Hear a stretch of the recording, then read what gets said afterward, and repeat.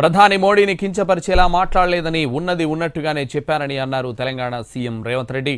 BJP నేతలు కూడా ఈ విషయాన్ని ఒప్పుకుంటున్నారంటూ చిట్చాట్లో కీలక వ్యాఖ్యలు చేశారు ఆయన. తాను కొందరికి నచ్చకపోవచ్చని, తనను కొందరు అంగీకరించకపోవచ్చని, అయినా తన పని తాను చేస్తున్నారని అన్నారు రేవంత్ రెడ్డి. తనను ప్రశ్నించే పరిస్థితి తెచ్చుకోనని అన్నారు సీఎం రేవంత్ రెడ్డి. కాంగ్రెస్ తరపున ప్రజలకు ఇచ్చిన హామీలు అమలు చేయకపోతే అడిగేది తననే అని అన్నారు. కొంతమంది తనపై అబద్ధపు ప్రచారాలు చేసి పైశాచిక ఆనందం పొందుతున్నారని విమర్శించారు తెలంగాణ ముఖ్యమంత్రి.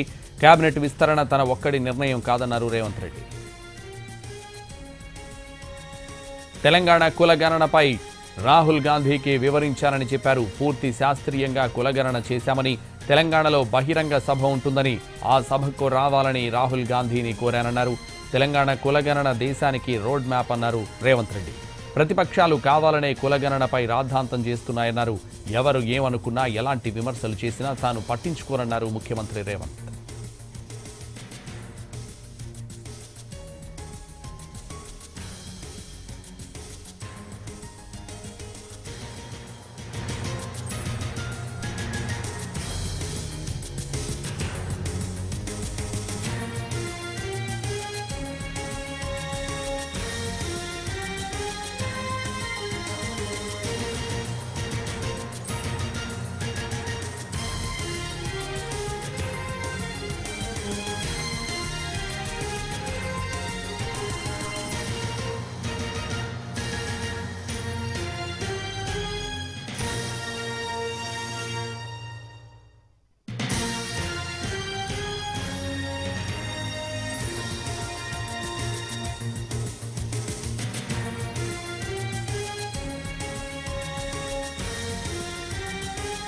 ప్రధాని మోడీని కించపరిచేలా మాట్లాడలేదని, ఉన్నది ఉన్నట్టుగానే చెప్పారని అన్నారు తెలంగాణ సీఎం రేవంత్ రెడ్డి.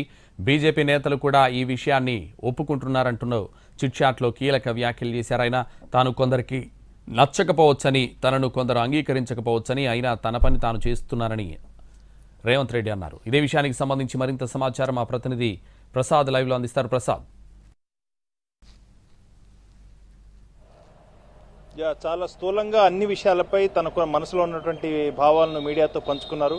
ప్రధానంగా రెండు అంశాలకు సంబంధించి రాహుల్ గాంధీతో చాలా స్పష్టంగా వివరంగా మాట్లాడాను. ఒకటి కులగణన సర్వేకి సంబంధించి మరొకసారి సమయాన్ని ఈ నెలాఖరు వరకు పొడిగించిన అంశం, ఆ తర్వాత చట్టం చేయబోతున్నామని, ఆ చట్టాన్ని తిరిగి కేంద్రానికి పంపిస్తామన్న అంశాన్ని కూడా ప్రస్తావించడం జరిగింది. దాంతోపాటు ఎస్సీ వర్గీకరణ ఈ అమలుకు సంబంధించి కూడా నిర్ణయం తీసుకున్నాము, దానికి సంబంధించి కూడా అంశాన్ని కూడా రాహుల్ గాంధీతో మాట్లాడని చెప్పారు. దాంతోపాటు రాష్ట్రంలో జరుగుతున్న పరిణామాలు, అదేవిధంగా ఈ మార్చి మొదటి వారంలోనే పూర్తి స్థాయిలో అందరికీ రైతు బంధు పథకాన్ని కూడా అమలు చేస్తామని, పెన్షన్ కూడా చాలా త్వరలోనే అమలు చేస్తామని, ఏ ఒక్క అంశాన్ని కూడా ఎన్నికల్లో ఏదైతే హామీ ఇచ్చానో ఆ హామీని నెరవేర్చుకునే పనిలోనే తాను నిమగ్నమైనానని, ఇతర అంశాలు ఏది కూడా నేను పట్టించుకోవట్లేదని, అదేవిధంగా మా నాయకుడు రాహుల్ గాంధీ ఇచ్చినటువంటి ఆదేశాలు, ఆయన మార్గదర్శనంలో మాత్రమే పనిచేస్తున్నాను, ఎవరు ఏమనుకున్నా కానీ దానిపై నేను పెద్దగా దృష్టి సారించిన అంశాన్ని చాలా స్పష్టంగా చెప్పడం జరిగింది.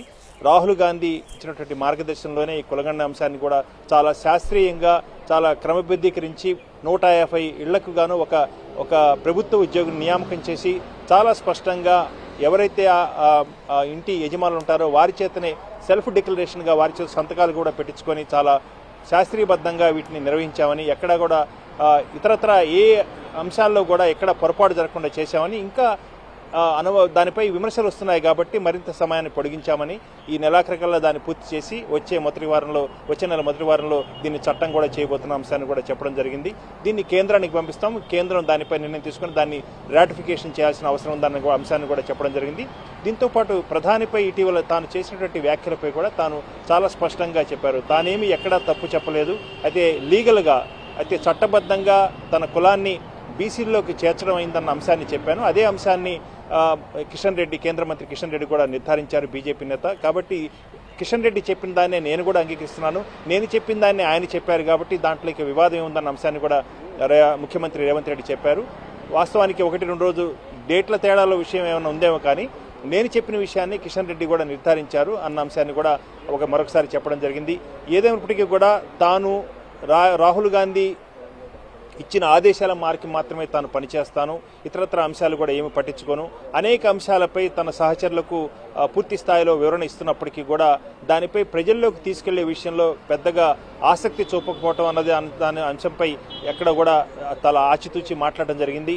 దీనికి సంబంధించి నాయకులే పునరాలోచించుకోవాలనే అంశాన్ని నర్మగర్భంగా తన వ్యాఖ్యల్లో చెప్పడం జరిగింది. కాబట్టి ప్రభుత్వ అధినేతగా తాను చేయదలుచుకున్న అంశాలు చాలా స్పష్టంగా ఉన్నాను, అదేవిధంగా దాన్ని స్పష్టంగా అమలు చేసే తీరుతాన్న అంశాన్ని కూడా చాలా గట్టిగా చెప్పారు.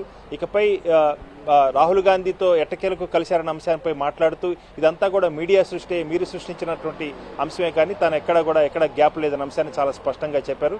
దాదాపు గంట పాటు రాహుల్ గాంధీతో సమావేశమయ్యారు. ఈ సమావేశంలో పూర్తి స్థాయిలో తాను ప్రభుత్వం తీసుకున్న నిర్ణయాలు, అదేవిధంగా కులగణన, ఎస్సీ వర్గీకరణ అమలు, దాంతోపాటు సభలు, స్థానిక సంస్థల ఎన్నికలకు చెందినటువంటి అంశాలు ఇవన్నీ కూడా ఒకదానికోటి లింక్ ఉన్నాయి. కాబట్టి వీటన్నిటిపై కూడా స్థూలంగా రాహుల్ గాంధీతో చర్చించినట్లుగా ముఖ్యమంత్రి రేవంత్ రెడ్డి చెప్పడం జరిగింది. Right, thank you Prasad.